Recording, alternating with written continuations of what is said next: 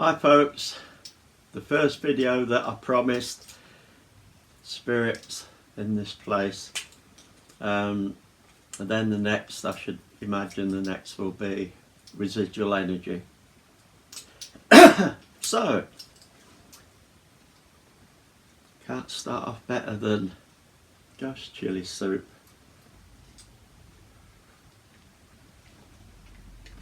That's a fair bit to cover, just covering some of the bits, so I better get on with it. I'm going to try not to put loads of pictures up, so I hope it still comes over okay. I had to write a list so I don't get freaking lost. Anyway, start with, like I said, spirits, residual energy. Residual energy can feel pretty flipping bad, it can feel very good, and it's like a playback of feelings. So whoever was in this flat before me, depending on what it was like, you can get that feeling from it, the residual energy, and it does play back a little bit like it's like a video of feeling in a way. Sometimes it will play pictures back, sounds back, and you've got to sort of try and work out what is residual energy, what is actual spirit activity. And a lot of people get it wrong, and residual energy, they take it as spiritual activity, and it's not. So when I first moved in, this had been occupied by an old man, so I'm told. I can't remember his name now, and I believe he died in hospital somewhere. So yeah, I moved in. It never felt bad, it never felt ominous, nothing like that. Never had a residual energy of bad at all about it.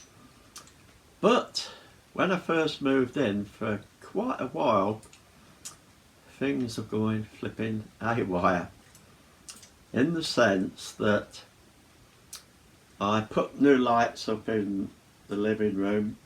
I had lamps everywhere. I had equipment like microwaves and that sort of thing. So what happened over a period of time was lights sort of on, sort of not on, flickering a bit. You would not believe, in a short space of time, now I'm probably thinking 3-4 months, I had about 50 or so light bulbs go. No reason, just go. Nothing wrong with any of the electrics or anything, and since it stopped, it's the same, nothing. But it was like energy was going. So I don't know whether he used to visit and he could see what I'd done to the place, so didn't like it too much. So was saying, oh, I'm going to make my feelings felt. But for that amount of time, dimming lights in ceilings going, lights in lamps going, bulbs, pieces of equipment, microwave oven, well, I can't remember now because it was about 15 years ago, but so many pieces of equipment. I was thinking, flipping heck, will you stop doing this? It's flipping costing me money. And it did. It just went as soon as it came. So yeah, there was a bit of a spiritual activity when when I first moved in. It wasn't bad or nothing like that. It was just like, it was just saying, I'm here, and I'm not sure if he was saying, I'm not too flipping happy about this, but whatever. It wasn't nasty, nothing like that. Flat below me, exactly the same as this one. I'll try and go through this pretty quick. Vanessa lived under there, a friend of mine. She knew that I could tell when there was spiritual activity around and such. And she said to me one day, I don't know what the heck's happening in my flat, but where she sat in her living room that was like mine, she said, over there in the doorway, I keep having this feeling all the time somebody's watching me, and the cat's going flipping ballistic. Well, that's somehow, sometimes you can tell with the animals. The cat just sat there looking at that door. Anyway, within a couple of weeks or something, she said my sister's gone into a new house. I didn't know her sister. Gone into a new house. Things are happening. Can you find out what it is? And my answer all the time is, I can only find out as if somebody comes to me. I won't sit there and come to me. I just get on with life. If they come along, come along. And this woman came along, looked in her 30s, long, straight, brown hair. Auburn, do you call it Auburn? And it was the sister to my friend Vanessa and her sister. And she told me lots of bits and bobs for them. And she said, why am I doing this now? Because they would have not took any notice or believed it before. So I'm bonding with my sisters, and she was saying she was bonding with this one that had got the new home. She said, I've already bonded with my other sister, that would be Vanessa, which automatically rang a bell. Week before, those feelings she was having, somebody's watching me. The cat's watching somebody all the time. So yes, she'd been there. And she was showing me how she was bonding, she was spending time with them. Things like, I know men do it, I imagine women do it, if they're cleaning or anything like that, or there's a bit of music on, they'll do a bit of dancing to it. And she was there, she was dancing with them, bonding like sisters do. Anyway, there was a lot more to it, and cut it all short. Just before she went, she said, tell them I love them. And as she said that, wallop, big ball of love in my chest. And it wasn't mine. You know, when you look at somebody, a child of yours or someone you love, whatever, and you look at them and it all comes into your being, and you go, I love that person, I love them so much, and you get this big ball of love in here. I knew it wasn't mine because it didn't feel like mine, but it was this incredible feeling. Tell them I love them, wallop. And I still haven't forgot that till this day. I'm not going to go into them all, but over time, as I've met different people in my life, and spirits have come to me to do exactly the same, to pass something on to them. I think it's mainly because they've tried talking to this person, giving them a message, and they're probably taking no notice. Oh, nah, it's just my imagination. What was that noise? No, my imagination. What was that? No, my imagination.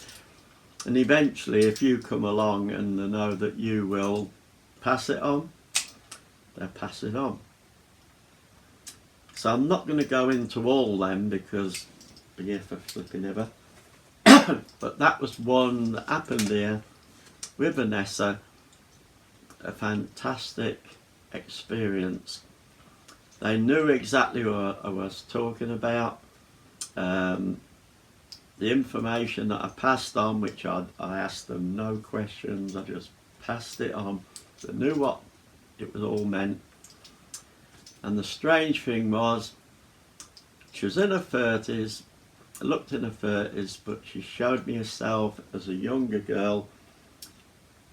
Couldn't sit still bloody 5 minutes. She wasn't one for sitting watching telly, she'd be up, but. And I said to them, when she was young, she didn't hang about, she wouldn't sit around, she was flipping hyperactive. And yeah, that's right.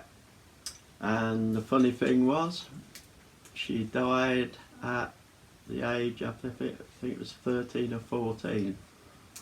So although she came in a prime, she showed herself how they would remember it as well. So I'm going to move on from that.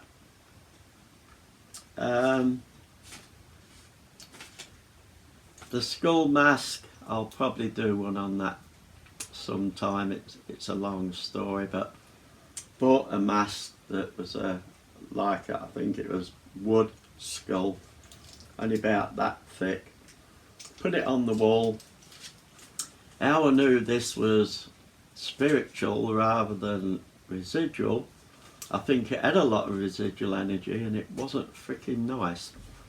And I will put a picture up of it and you can have a look at it and see how you feel, because I found that even looking at a picture of it, you got that flipping residual energy from a photograph.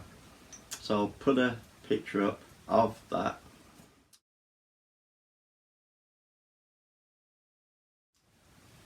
The day I got it, I put it up that side of me, and within half hour or something, this side of me was freezing. There's nowhere in this flat that drafts get in. But I went looking anyway, and I come back and I thought, is that flipping thing up there? It was the first day. And I looked up and said, you can pack it in or you're gone. And I'd say within a minute and a half, that cold just disappeared. And although that disappeared, and that would be spiritual energy, apart from that, didn't get any spiritual energy anymore, but spiritual activity, but I did get residual energy. And I did eventually get rid of it, and for the old time that it was in the house, it had that bad residual energy. Not that I didn't bother about it, but I had a friend that kept seeing it and going, told you, get rid of that thing, it's flipping evil. So eventually I thought, oh, and I got rid of it. But yeah, in all that experience, residual energy, there was spiritual activity right at the very beginning. This bedroom, tell you one, I'll tell you two. The first one was, I was laid here, and there I should put one picture up of the dresser at the end of my bed.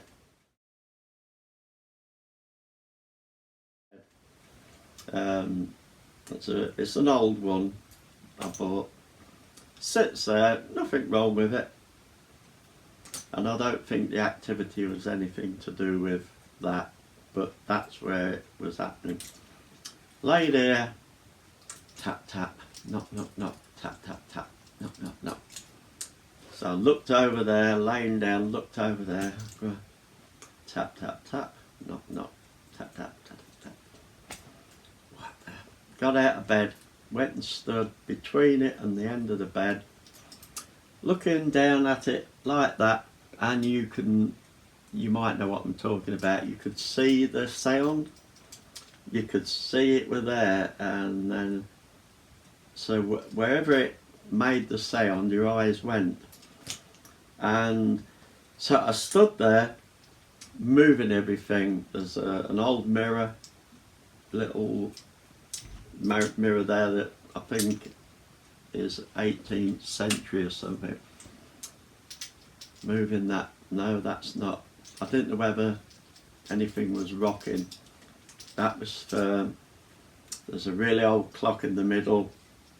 Moving that. No, that didn't move at all. There's a book stand that other end. No, that was firm. That wasn't moving. There was nothing there that would make that noise, and I was looking where the noise was. So I stood there looking in that direction, when all of a sudden the same noise was over the back of me, just there, along here. So I turned around and looked at it, and I was looking at my bed end, going, well, yeah, the bed end. Looking at it, going, what the flipping heck? Tap, tap, knock, knock, knock. This end, I thought it was all bloody cushions and that, but it could have been whatever. Anyway, it's there, and then all of a sudden, as I'm looking at the bed end, it went to the right, which was just over there, at the side of the bed, so it's there. Then, all of a sudden, as I'm looking up the bed, it was there in front of me, and all these big cushions, spare ones, go just there in a big lump, and the cover folds over them. And I thought, oh, did I leave an iPad or something under there and it's making this freaking noise? Moved it all, nothing. All of a sudden, psst, behind me. So I turn round, I'm now looking at the dresser again. Flipping it. So I got back in bed, but can't be bothered with it. Got in bed, tapping, leaned up, looked over, and I did say some swear words, which I do come out with occasionally, but I'm not going to say them just for the sake of it. But it was along the lines of, you can pack it sodding well in, otherwise you're out. And like a petulant kid, when you say, will you stop kicking that flipping table leg with your foot? And they look at you and, you're going to stop kicking that table with your foot? Yeah. And then they go, a couple more kicks, like to say, well, I will get a couple more bloody kicks in before I stop. Do something about it. So yeah, will you pack it sodding well in, or otherwise you're out. Tap, tap, tap, tap, like the petulant kid. Nothing. Quiet. Evermore. So that was the experience with the dresser, the bed. The bed will come in again in a minute if you hang around. Yeah, the bed, the face. I mentioned this in either the last video or the one before. The face that I saw when I was laying in this bed. So I'm going to quickly go through that again. Laying here, this side, facing that way, so I'm on my left side.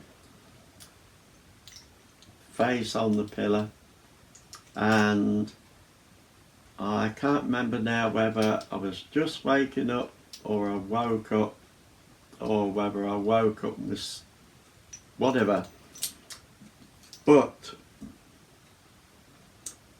there was this face laying on the pillar about a foot in front of my face. So as I open my eyes, I'm looking at this face looking at me. And it was, I wouldn't say it was really, really demonic, but it wasn't the nicest of faces, put it that way. And I knew that I'd got my arm here, and I don't know why, but I was clutching it like nobody's business. I don't know whether to stop it doing whatever, but something in me said, "Hold, bloody well hold it." So I was holding it like mad, and as I was doing that, it had its left arm over me, and its hand just there, like that from the back, and it was grasping and digging its fingers, and just like that, gone. And I sat up, and here was bloody hurting like hell, and you could feel like somebody had got their hand there and dug the fingers in like that. Didn't think any more of it. Quite a long time later, this would have been, I think it might have been earlier this year. I don't think it was the end of last year, I think it was just earlier this year. I was taking a photograph here of this little bit. I think I wanted to do a photograph of this skull with the candlestick coming through it. And I'm going to put these up so you'll see the picture of what I took, and then I'll show you a closer up picture of a face, because I took the picture and it wasn't till I cropped it and I was looking at it, I thought, there's a flipping picture in that candlestick somewhere around here. It's like a brass one, but somewhere round about here there was a face. And I did put it online. I was saying to people, is that a face? Pinpointed it. It'd be the same pictures. Is that a face? And people were saying, bloody hell, that looks like a face to me. And I was looking at it, and it suddenly dawned on me. I was looking at it, and I don't know if I've already put the very close one up, or if I didn't, I'll put it up now.